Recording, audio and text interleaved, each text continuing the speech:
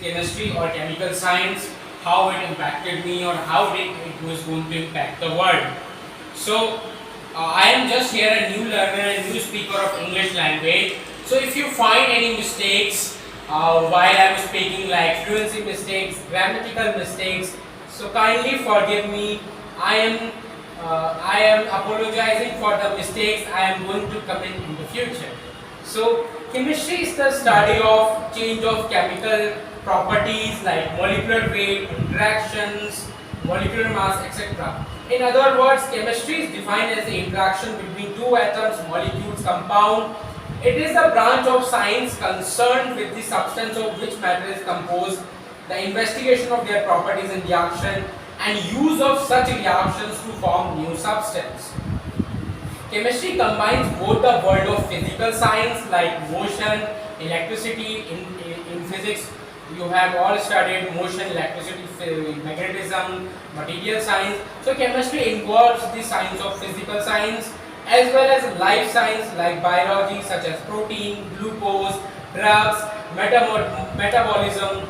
So for all the physical science, like physical science, people have to use the new material, like for the making of this chair we have to use the new material so that it can lift our weight when we sit, or the kind of the room, it was spacious, and the kind of room it has made from, it has strength so it can lift all our weight, all our things. So all of polymer, plastic, so these are kind of all of material science.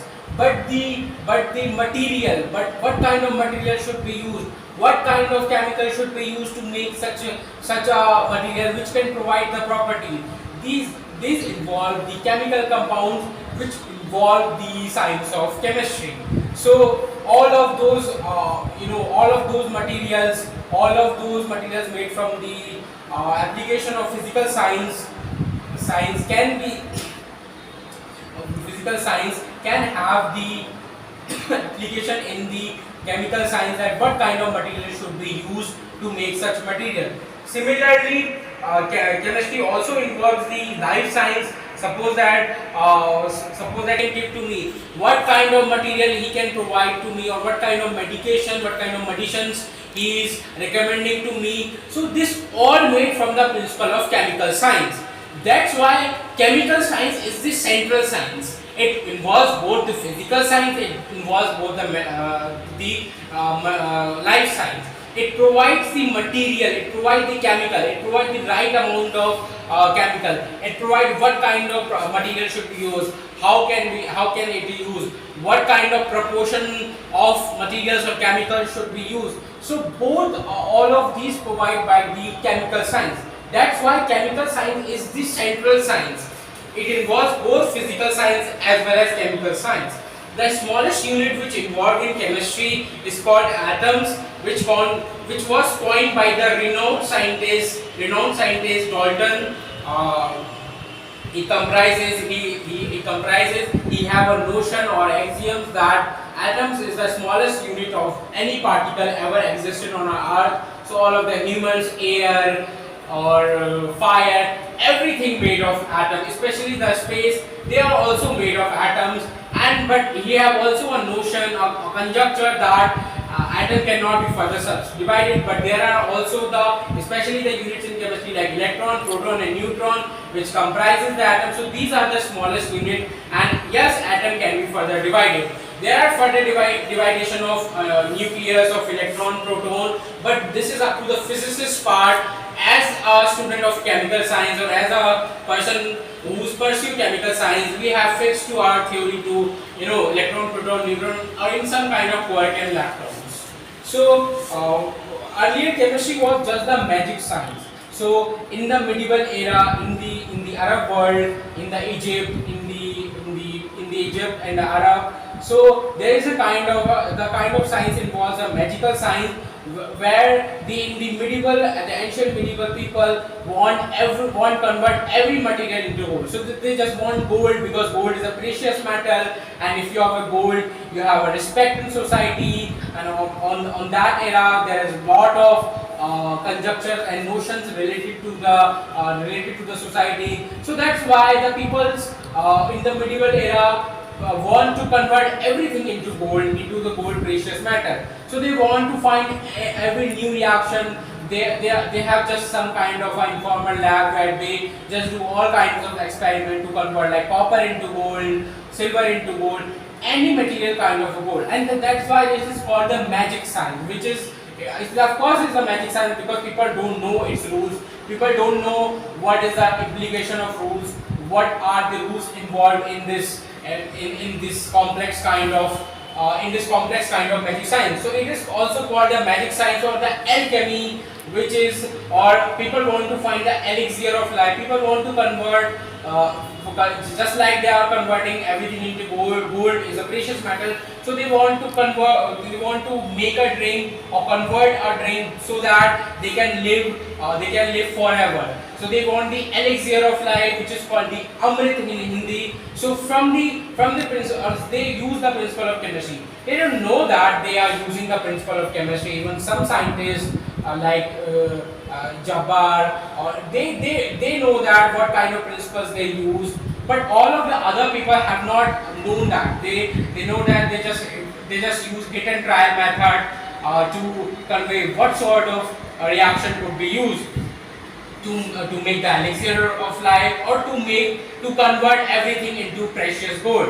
So this is the magic science. But in the 18th century, the Lavoisier found the chemistry principle. He found the law of conservation of mass, law of definite proportions. He applied the concept of mathematics, the concept of percentage, concept of unitary method, concept of all the basic sum, summation, multiplication, divide to in the same old magical science or alchemy. And that's why chemistry is turned to as a discipline as the science. The first time when chemistry turned as a chemical science, as a science, because it uses the complex mathematical principles. It uses all the basic multiplication, basic mathematical skills to the advanced mathematical skills. That's why chemistry is turned as the chemical science, where the Lavoisier has used the law of conservation of mass. So what is the law of conservation of mass? It is taken from the law of conservation of energy. So they said in a reaction, when we mix the two starting material, and after the product has formed, so in the product or reactant, the masses of the compounds are same. So there is no change of mass. When you mix reactant A and reactant B, and then there is a formation of product, the mass of product matches with the mass of reactant.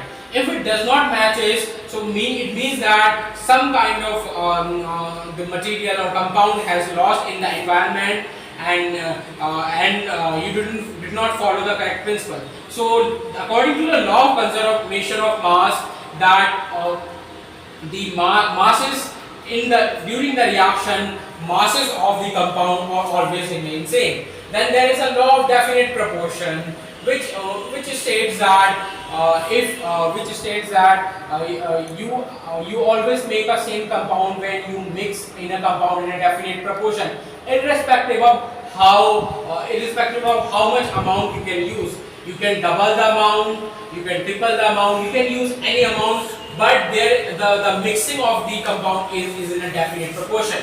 So if you make carbon dioxide from carbon and oxygen, it is just it's just a dummy reaction. It is not a correct reaction, so don't take it seriously. It's just a dummy reaction. If you are making carbon dioxide from carbon and oxygen, so suppose that so you have mixed the X amount of carbon dioxide, X amount of carbon, and then Y amount of oxygen to produce Z amount of carbon dioxide.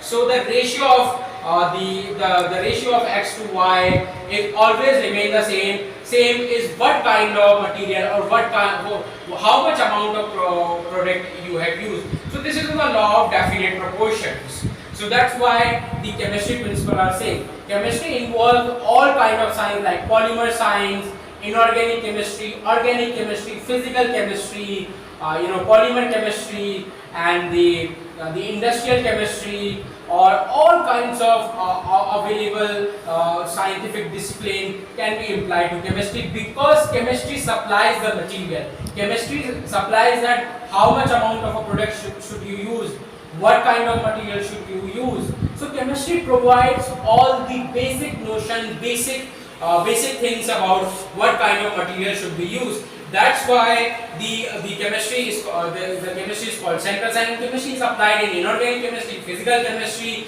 organic chemistry, and industrial chemistry, polymer chemistry, cosmetic chemistry, and the industrial chemistry. So all kinds of scientific disciplines of chemistry can be used in all kinds of on all kinds of these topics. So first of all, I want to explain the organic chemistry. So organic chemistry is the chemistry of carbon compound related to the living organism, living beings. So chemistry is the organic